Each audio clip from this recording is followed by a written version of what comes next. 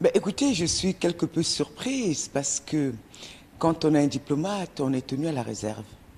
C'est la première leçon qu'on reçoit quand on veut devenir diplomate. Et les conversations privées avec un chef d'État qui vous reçoit en audience ne doivent pas faire l'objet de commentaires et encore moins d'un communiqué de presse. Il y a ce qu'on appelle la réserve des diplomates. Et là, je pense qu'on est en rupture de réserve. On est dans l'irrespect absolu des conventions internationales, en fait. Et on est dans quelque chose de hors norme où un ambassadeur qui a été gentiment reçu par le chef de l'État camerounais se permet de lui faire la leçon. Je trouve ça dommageable pour l'humanité, dommageable pour le respect entre les peuples et les civilisations, dommageable pour les relations entre l'Afrique, je dis bien l'Afrique, et les États-Unis, parce que c'est un comportement que nous avons remarqué des Américains, qui est un comportement récurrent, celui du mépris des autres peuples, des autres civilisations, de la décision des peuples même de pouvoir mener leur vie comme ils l'entendent. J'ai cru entendre, par exemple, qu'il parlait des sécessionnistes. Les États-Unis ne connaissent ce que c'est. C'est un pays qui a connu une très longue guerre de sécession.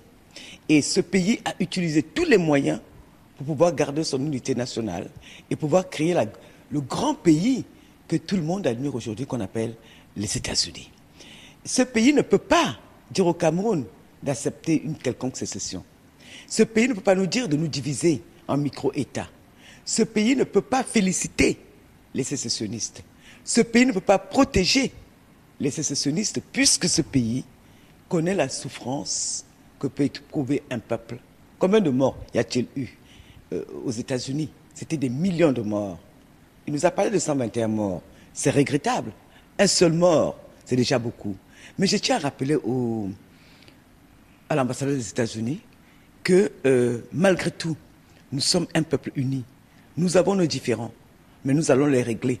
Nous n'avons pas besoin des États-Unis pour savoir comment gérer notre crise. Elle va se gérer. Certains de nos enfants n'ont pas été contents.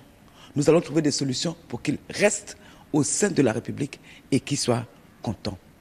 Je trouve inadmissible que ce pays qui vient de porter à sa tête un extrémiste de droite qui s'appelle Trump, qui est un homme sans humanité, qui est un homme qui est en train de mettre en danger la paix mondiale avec sa remise en cause de toutes les conventions internationales, sa remise en cause du traitement des accords sur le nucléaire iranien, qui met en péril la paix mondiale, qui met en péril le vivre ensemble mondial, puisse venir nous faire la leçon.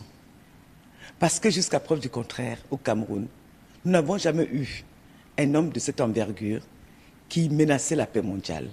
Je vais dire que les États-Unis sont toujours en position de donner des leçons. C'est le pays qui fait le plus de guerres dans le monde. C'est le pays qui tue le plus de monde dans le monde. C'est le pays agresseur, qui agresse les autres peuples, les autres civilisations. Que je sache, le Cameroun n'a jamais été agressé personne. Le Cameroun est un pays de paix. Même nos voisins, on ne les a jamais agressés. Tout ce que nous avons toujours fait, et je m'implique dedans, c'est défendre notre personne et notre intégrité territoriale quand on se sent agressé, comme par exemple par Boko Haram. Nous sommes un peuple qui respecte les autres. L'intellectuel que je suis n'a jamais critiqué Donald Trump. J'aurais pu le faire. Pourtant, j'ai respecté la décision des Américains d'avoir un extrémiste de droite, un fasciste, à sa tête. Parce que c'est ça aussi, le vivre ensemble, respecter le désir de l'autre.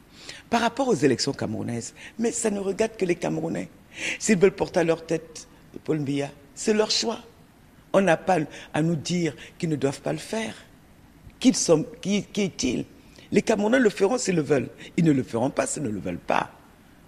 Que je sache, personne n'a obligé les Camerounais à élire Paul Biya depuis 30 ans, plus de 30 ans. C'est leur choix. Ils vont peut-être encore le refaire et on n'a rien à dire. On ne peut pas imposer au peuple le même modèle civilisationnel. Certes, les États-Unis donnent l'impression de changer de président, mais ont-ils changé de politique un jour? Nous avons la même politique agressive qui se poursuit au fil des siècles et des siècles et des siècles. Nous passons de l'esclavage au grand capitalisme sauvage, aux guerres du Vietnam, où des millions de peuples vietnamiens ont été tués. On est passé en Afghanistan, et on est passé en Libye, on est passé, etc., etc. Ils sont partout. Il y a des guerres, ils les génèrent. Je dis bien au peuple camerounais, faisons attention aux leçons que peuvent nous donner les États-Unis. Nous sommes assez mûrs pour nous asseoir autour d'une table et pour pouvoir régler nos problèmes. Nous sommes assez mûrs. Si nous voulons changer de président, on va le faire. On n'a pas besoin des États-Unis. D'accord? On va le faire si on le veut. On n'a pas besoin que quelqu'un nous le dise. Je tiens aussi à attirer l'attention de mes frères sur le fait qu'il ne faut pas qu'ils acceptent que des puissances étrangères les manipulent. On a vu ce que ça a donné en Libye, ce beau pays qui était magnifique. On leur a dit qu'ils avaient un dictateur à leur tête et ils ont cassé la Libye. Le peuple libyen aujourd'hui souffre. Ne l'oublions pas. Ne l'oublions pas. Il était ce qu'il était, Kadhafi, mais il était un instrument de réussite pour ce peuple-là. Il était un instrument de développement pour le peuple libyen. On les a détruits. Et nous, au Cameroun, nous allons tirer des leçons de tout ça. Nous n'écouterons pas ces sirènes-là. On ne veut pas les écouter. Et je tiens à signaler à l'ambassadeur américain que le peuple camerounais n'acceptera jamais un pantin qu'ils vont nous imposer. Parce que c'est ça leur technique. Ils ont certainement déjà quelqu'un à nous fourguer. Un homme lige, un homme qui va faire tout ce qu'ils voudront, un homme qui va brader nos terres, qui va brader nos sous-sols. J'étais la première à le dire.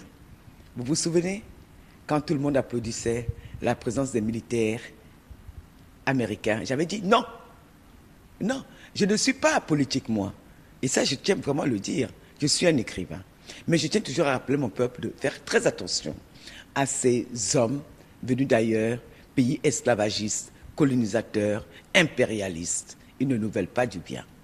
Si les Américains nous voulaient du bien, il y aurait longtemps qu'on l'aurait su. D'accord? Ils veulent peut-être des hommes qui vont servir leurs intérêts et qui vont desservir l'intérêt du peuple camerounais. Moi, je ne vote pas, hein. Je reste dans mon coin. J'attire juste l'attention de cet ambassadeur sur le fait que, vraiment, là, il doit nous présenter des excuses. Il nous a manqué de respect.